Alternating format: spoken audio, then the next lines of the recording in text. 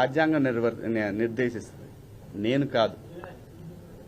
ఒకవేళ ఎవరి హక్కులకైనా భంగం కలిగినప్పుడు దానికి ఇలాంటి వ్యవస్థలుంటాయి. సో నాకు అర్థమైంది ఏంటంటే సలహాలు ఇవ్వటం మానుకోవాలి, సలహాలు ఇవ్వటం, మంచి మాటలు చెప్పటం మానుకోవాలి. ఎవరిదాడికి తెలుసు ఇక్కడ. ఒక్క నిమిషం, అదే చెప్తాను. ఒక్క నిమిషం అమ్మా, నేను చెప్పాలనుకుని చెప్పనండి. మళ్ళీ అంటే నేను అనేది దీన్ని ఇంతటితో ముగించుదామని, ఈ డిస్కషన్ ఇంతటితో ముగిద్దామని చెప్తున్నా. ఎవరి అభిప్రాయాలు వాళ్ళకి తెలుసు. ఇక్కడ మంచి మాటలు చెప్పాను, చెడ్డ మాటలు చెప్పాను అనే దానికి బ్యారియర్ లేదు. Very clear. నేను వాళ్ళు అడిగిన వాటికి సమాధానాలు ఇచ్చాను. వాళ్ళు మళ్ళీ ఏదన్నా ఉంటే నాకు కాల్ చేస్తా ఉన్నారు, నాకు మెసేజ్ పంపుతా ఉన్నారు.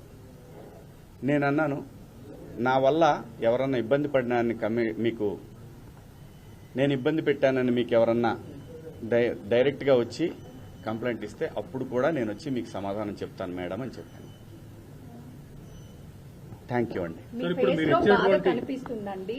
సో అపాలజీ చెప్పారు, కానీ ప్రకాష్ రాజ్ మాత్రము ఇప్పటికీ చెత్తగా మాట్లాడాడు. శివాజీ ఆడవాళ్ల పట్ల గౌరవమే లేదు అని చెప్తున్నాడు. ఏం చెప్తారు మీరు?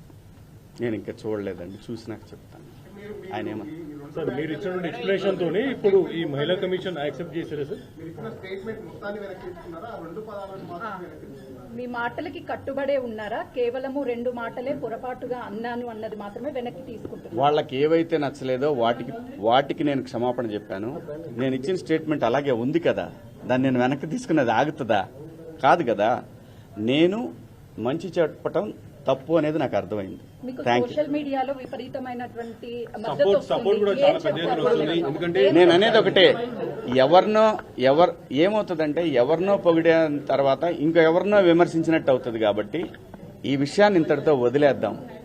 దయచేసి అందరూ కూడా ఎవరి అంతరాత్మలకు వాళ్ళకి తెలుసు ఏం జరుగుతుందనేది. అందరి అభిప్రాయాలను గౌరవిద్దాం. ఫైనల్లీ సోషల్ మీడియాలో మద్దతు పెరుగుతుంది కాబట్టి ఇక మీద నుంచి కూడా అవేర్నెస్ కల్పిస్తూనే ఉంటారా? ఈ లైన్ స్టాండ్ తీసుకుంటారా? ఒకటి కేవలం ఒక్కరిద్దరు మాత్రమే వ్యతిరేకించారు, బయట సామాన్య ప్రజలందరూ కూడా మీ వెంబడి ఉన్నారు, మద్దతు ఇస్తున్నారు. సో దీనికి మీరేమంటారు?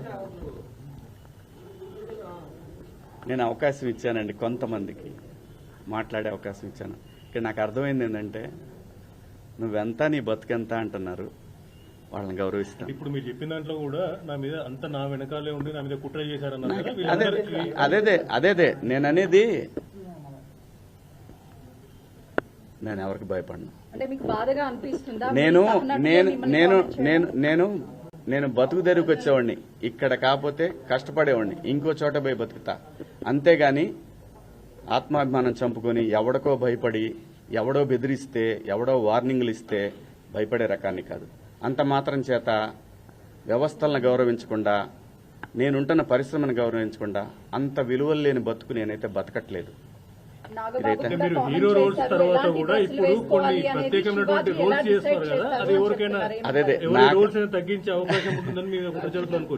నా పాత చూడండి, నాకు భగవంతుడు ఈ జన్మలో నటుడిగా బతకమని ఇచ్చాడు. బతికే బతుకులో సమాజానికి ఉపయోగపడే విధంగా బతకమని చెప్పాడు. నేను అలాగే బతుకుతున్నా. అన్నిటికీ ప్రతి ఒక్క దానికి గుర్తుపెట్టుకోండి, కాలం కర్మ అన్నిటికీ సమాధానం చెప్తుంది. నేను ఒకటే చెప్తున్నా, నా వెనకాల అంత కుట్ర చేయాల్సిన అవసరం లేదు. నాకు ఈ సినిమా కాకపోతే నేను రైతు కొడుకుని, నాకు 30 ఎకరాల పొలం ఉంది, వెళ్ళి బతుకుతా. కానీ భయపడే రకాన్ని మాత్రం ఎప్పటికీ కాదు. ఇది పొగరు కాదు, ఇది నా ఆత్మాభిమానం. నాగబాబు గారిది నేను చూడలేదు. వీళ్ళిద్దరు మీరు చెప్పింది నేనేమీ చూడలేదు. అందరికీ నచ్చే విధంగా ఎవరు మాట్లాడలేరు. ఆఖరికి గాంధీజీ మీద కూడా హత్య జరిగింది. ఈ దేశంలో ఈ భూమి మీదనే ఎవరు సాటిస్ఫై చేయలేరు. యథార్థవాది, లోక విరోధి. అన్ని అదే ఎవరు కుట్ర పన్నుతున్నారు ఏంటనేది కనిపిస్తానే ఉంది. వాళ్ళకి ధైర్యం వచ్చి మాట్లాడిన ఇద్దరిని మీరు మీ బయట కుట్ర చేస్తామని చెప్తున్నారా? చిచ్చి పాపం వాళ్ళకి ఏం సంబంధం లేదు, వాళ్ళ అమాయకులు అంతే. మీడియా ముఖంగా మహిళలకి మరొకసారి మనం చెప్పాలనుకుంటున్నారా? నేను మహిళలకి చెప్పాల్సింది ఏమీ లేదు. దయచేసి ఒరే అబ్బాయిలో, మన ఇంట్లో ఆడవాళ్ళు ఉన్నారు, వీళ్ళని నాకు తెలిసి మొన్న కూడా అది క్రేజీలో జరిగిన ఇన్సిడెంట్. ఒక ఆర్టిస్టులు కనపడ్డప్పుడు జనాలు పిల్లలు ఎగబడతారు. అదేమైందంటే ఇబ్బందికరంగా అనిపిస్తుంది.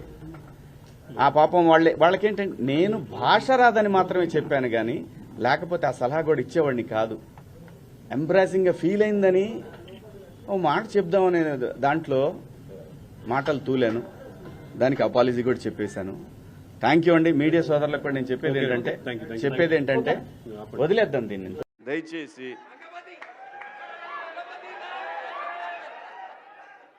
ఇంకో విషయం చెబుతున్నా, అమ్మాయిలు హీరోయిన్లు ఏ బట్టలు పెడితే వేసుకొని పోతే మనమే దరిద్రం అనిపించాల్సి వస్తమ్మా.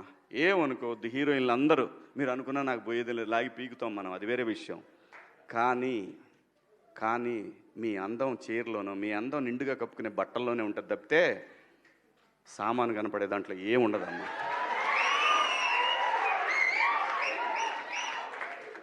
అవి వేసుకున్నంత మాత్రాన చాలామంది చూసినప్పుడు నవ్వుతూ అంటారు కానీ దేద్రమ్ముండ ఎలాంటి బట్టలు ఎందుకు వేసుకుని కాస్త మంచి వేసుకోవచ్చుగా, బాగుంటావు కదా అనాలనిపిస్తుంది లోపల. అనలేము. అంటే మళ్ళీ స్త్రీ స్వాతంత్రం లేదా స్వేచ్ఛ లేదు. స్త్రీ అంటే ప్రకృతి, ఎంత అందంగా ఉంటే అంత గౌరవం పెరిగిద్ది. ఈ ప్రకృతి అద్భుతంగా ఉంటుంది. అలాగే స్త్రీ మా అమ్మ చక్కగా ఎప్పటికీ గుండెల్లో కనపడతా ఉంటుంది. ఒక సావిత్రమ్మ కానీ ఒక సౌందర్య కానీ. అలాగే ఈ జనరేషన్లో ఇంకా చాలామంది, రష్మిక, చాలామంది అమ్మాయిలు ఉన్నారు. వీళ్ళందరూ ఇంపాక్ట్ క్రియేట్ చేశారు కాబట్టి అమ్మటే చెప్పగలుగుతున్నాం. గ్లామర్ అనేది ఒక దశ వరకే ఉండాలా. ఇంతవరకు ఉంటే పర్లా, అది ఇక్కడికి రాకూడదు. నేనేవాళ్ళే కానీ చెప్పడానికి మళ్ళీ అందరు రేపు పొద్దున పెద్ద పెద్ద వాళ్ళంతా బయలుదేరతారు, మాకు స్వేచ్ఛ లేదు. స్వేచ్ఛ అనేది అదృష్టం. ఆ స్వేచ్ఛని కోల్పోవద్దు. మన గౌరవం ఎప్పుడు పెరుగుద్దంటే మన వేష భాషల నుంచే మన గౌరవం పెరిగిద్ది. అందులో ప్రపంచ వేదికల మీదైనా సరే చీరగట్టుకున్న వాళ్ళకే విశ్వసుందర కిరీటాలు వచ్చినాయి. Thank you so much. Hello అండి. నిన్న సాయంత్రం దండోరా ప్రీ రిలీజ్ ఈవెంట్లో హీరోయిన్స్ ఈ మధ్య కాలంలో వాళ్ళు ఇబ్బంది పడ్డ సందర్భంలో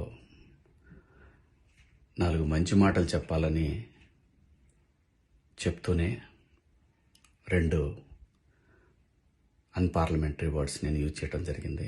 డెఫినెట్గా ఎవరికైనా వాళ్ళ మనోభావాలు దెబ్బతింటాయి.